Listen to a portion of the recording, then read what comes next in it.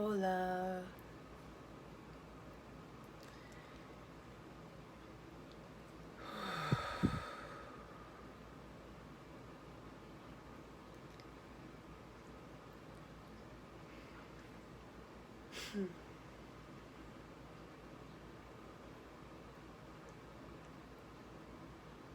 I find that the breath is underrated.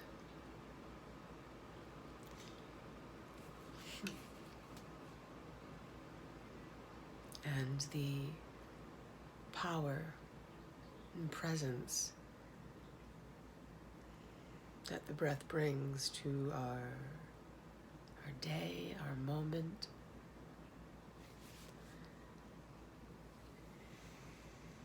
Maybe the most powerful thing we do,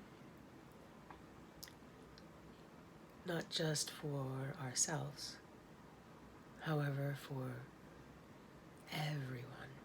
everyone around us.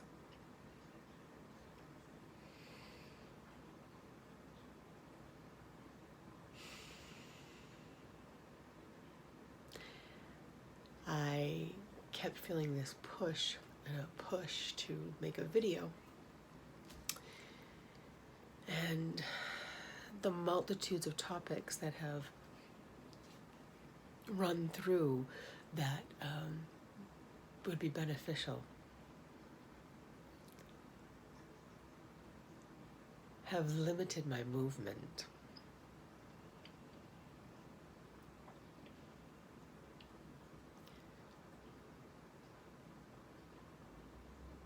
And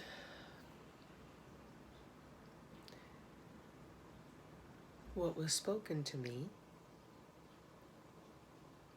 was that I should share with you my fear.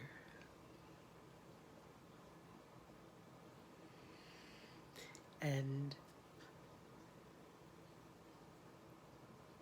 I am someone who most people wouldn't know, have lived or had lived in major fear for the majority of my life.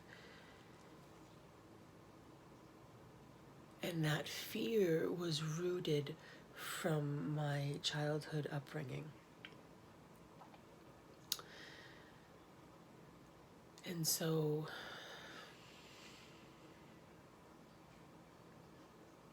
my childhood had many layers, one of which was being born into a house where one of my parents was ill. And we cared for him at home. And when I say cared for him, I'm referring to literally taking as if we were our own medical facility. And so it was a blessing and a curse, right? The blessing is that I learned at a very young age how to care for another human being. And I learned at a very young age how easy it was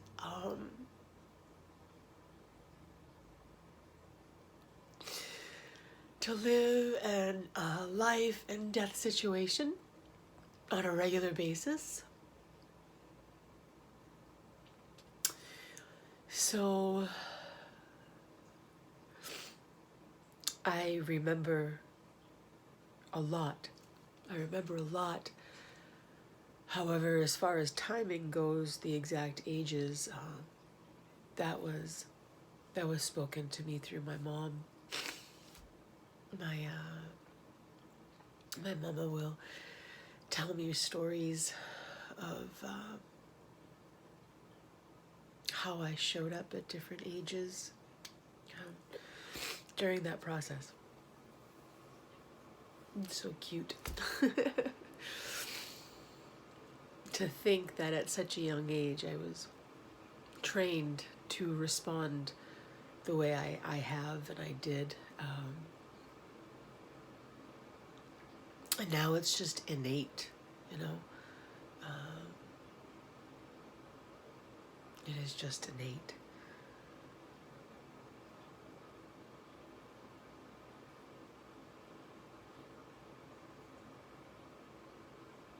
My father,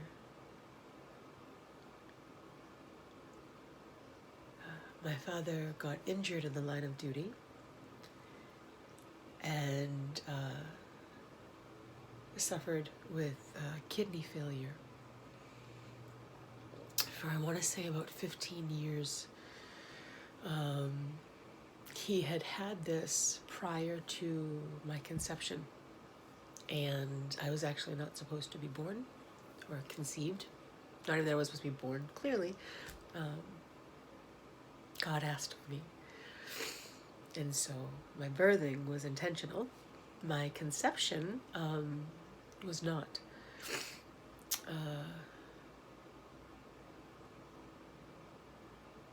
And so I was born into a house where it was medical practice. At home, we did kidney dialysis from the house. And so from about the age of 5, as early as I could start reading letters and numbers, my mom had me setting up my dad's medication every day. And when I say this, I'm talking about a container, about 12, 14 inches long by 5, 6 inches long, 4 inches deep. You know what I mean? Like full of pills, just full of pills. And I would set up his daily meds, and my dad would take,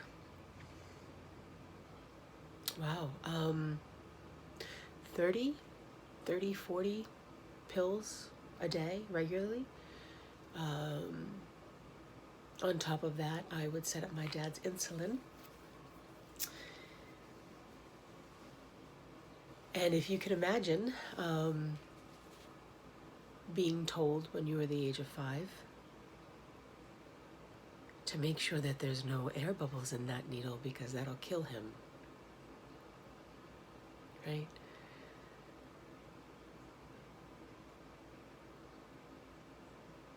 So being a child and knowing that my father's life was in my hands 24/7, that my well-being impacted his well-being, and that any sickness on me would influence him, and therefore influence everyone in the family. I mean, it was everything.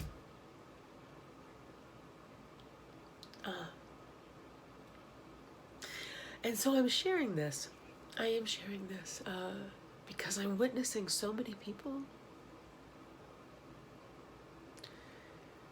I'm witnessing so many people respond in anger and hatred and defensiveness. And I'm not sure, is it because their freedoms have been impacted? Is it because they need to be accountable for not just their self-care, but the self-care of others? Are they mad now that they assume that their self-care is so good that other people's is so much less? Or is it so good and they're witnessing those that are less? That doesn't seem right to me, because the beings that I know that healthcare in practice of wellness is really good and high above the average standard. Not just it should be the standard. The levels of self-care that those that I call my tribe participate in. We don't we actually don't judge those who are sickly and that sickliness can be seen. It's pretty easy to witness the vibration of a human being and realize that they themselves are sick. Any level of sickness will show up in the physical body. The body can't lie. So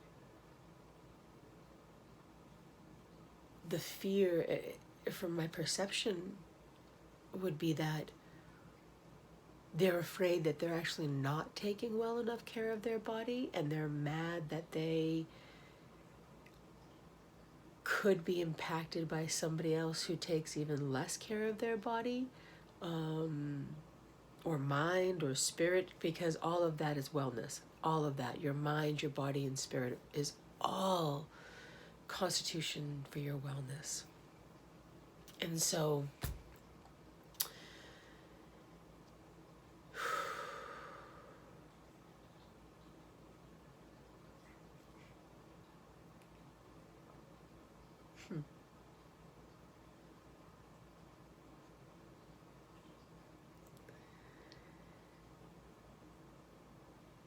I keep praying for them. I'm doing my best to show up with compassion. That they just don't know.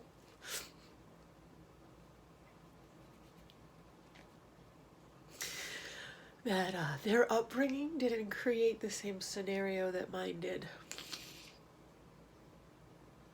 And that they don't take so long to heal from this.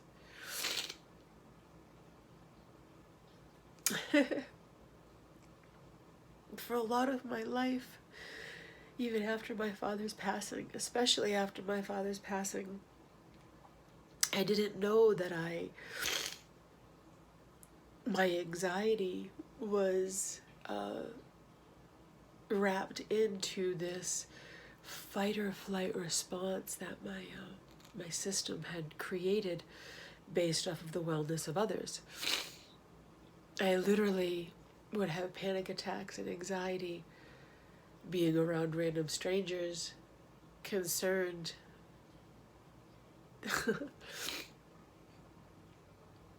and feeling responsible for them. Right? I would literally have to calm myself down. Thank God, I would say no one knew, but majority I would say no one knew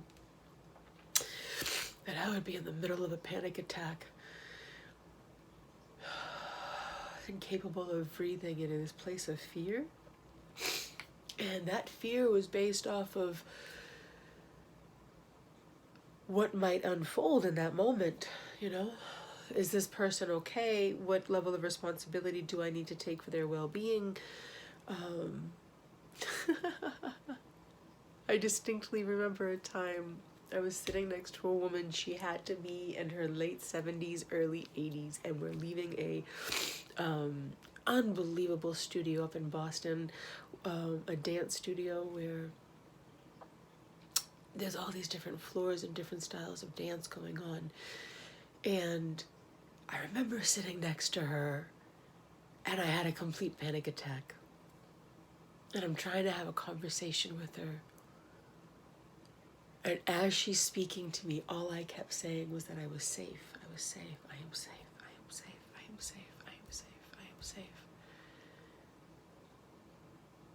And there was no reason for me not to be safe in that situation. However, I was in the middle of an anxiety attack, so I clearly felt unsafe, right? There was a level of my body going through a place of not feeling safe. It was in that moment.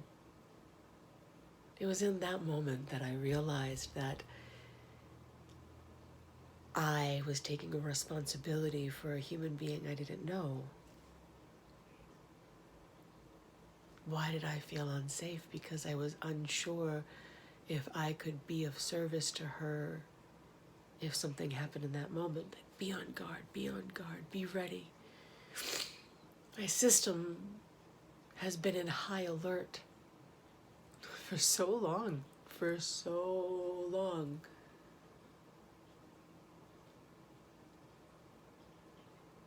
And I eventually learned to find peace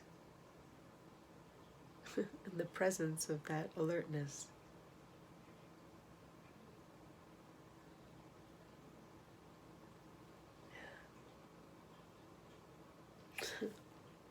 And breath. Breath is what has helped me.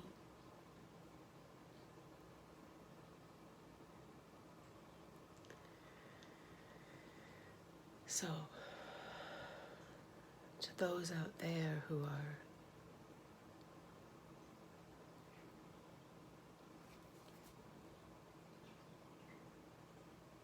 fighting the fight, they are in resistance to, or battling an internal struggle that they have not identified, nor have they claimed as their own personal ownership. They're fighting a fight that is not just internal, but being projected externally. I wish them peace.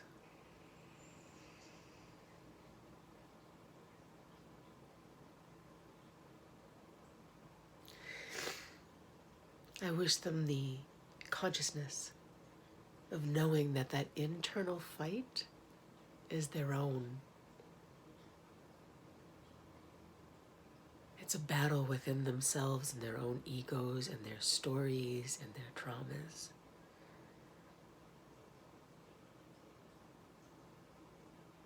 Because showing up with compassion and love during times of fear and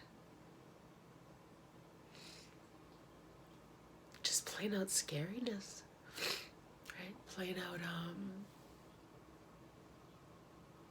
uncertainty.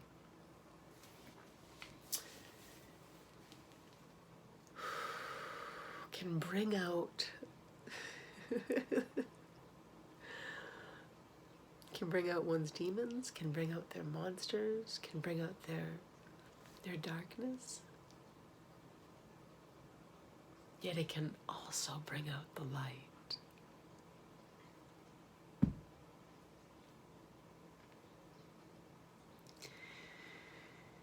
Being faced with this level of resistance can bring out one's greatness.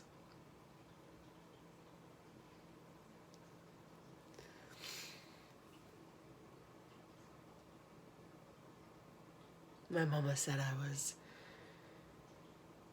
about 4 years old.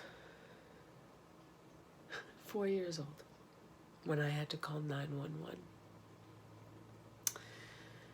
That my dad coded while we were doing dialysis at home. Big dialysis machines, and back then they were huge, and there were two of them, and you required both of them in order to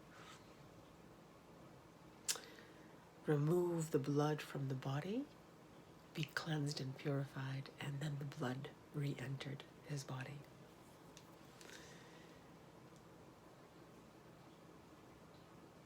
And she said I was 4.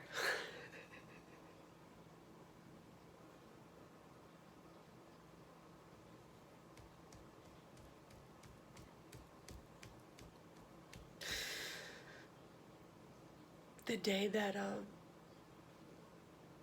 he coded and she was doing CPR on him, and I called an ambulance. And as I'm on the phone with the emergency, she said I spoke so eloquently and that they asked me to stay on the phone. And I, at 4, told them, no, I cannot. I have to call the hospital so that they can prepare a room for my father.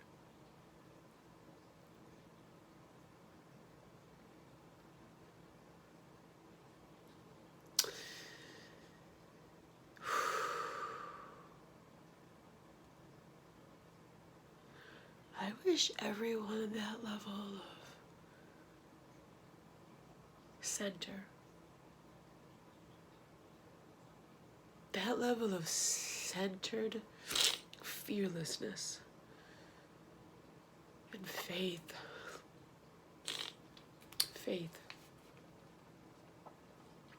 that they can rise up during these times of love, with love.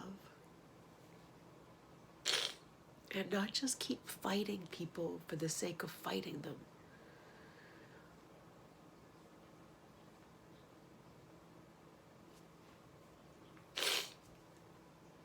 People keep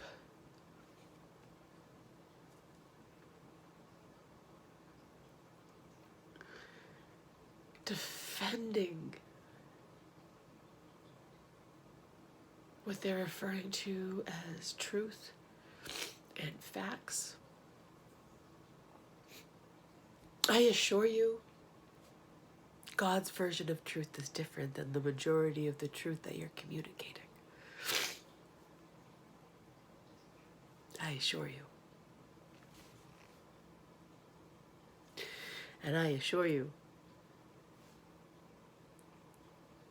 that God's version of facts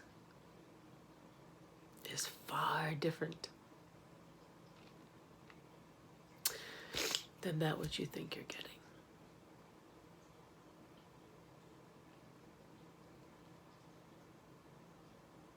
Have faith, my friends. Have faith. I love you. Till next time.